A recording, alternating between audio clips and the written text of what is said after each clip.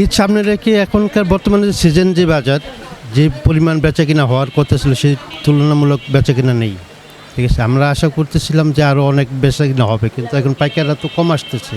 এখন মনে করেন বেচা কিনা এরকম কাস্টমার আইতে ঢাকা আসতে ভয় পাইতেছে, টাকা নিয়ে আসে না, মানে এইভাবে আসে, মানে মোবাইলও নিয়ে আসে না, এরকম পরিস্থিতি বর্তমানে। ঈদ উপলক্ষে বেচা কিনা আমাদের তুলনামূলক নাই।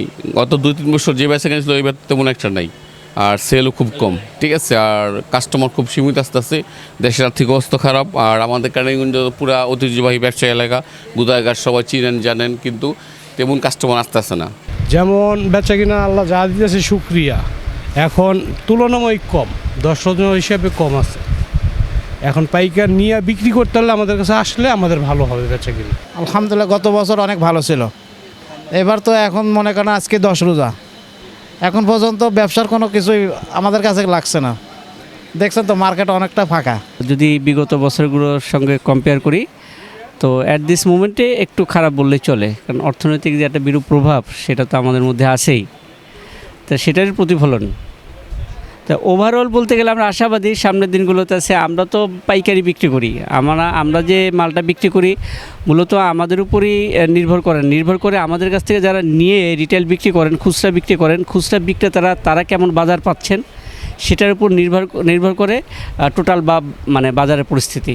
প্রত্যেকটা জিনিস আমরা দেখতেছি মোটামুটি 80 টাকা 100 টাকা, বড় জিনিসগুলোতে 200 টাকা বেড়ে গেছে। এটা আমরা নিজেরা আসলে অনুভব করতেছি, জিনিসগুলো অনেক দাম বেড়ে গেছে। তো যাই হোক, দেখা যাক কাস্টমাররা কী বলে। কাস্টমারের সাথে আমরা কিন্তু আসলে যথেষ্ট দ্বন্দ্বে আছি।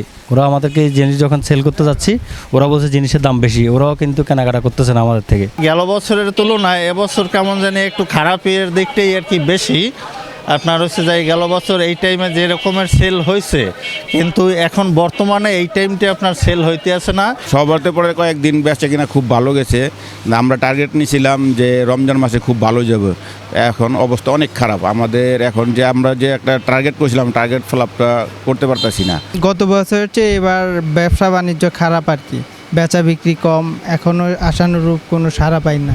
ভাই আমাদের শবে বরাতের পরে থেকে 15 দিন ভালোই বেচা কেনা হয়েছে। তো এখন রোজার এক রমজান থেকে এই পর্যন্ত বেচা কেনার অবস্থা খুবই খারাপ।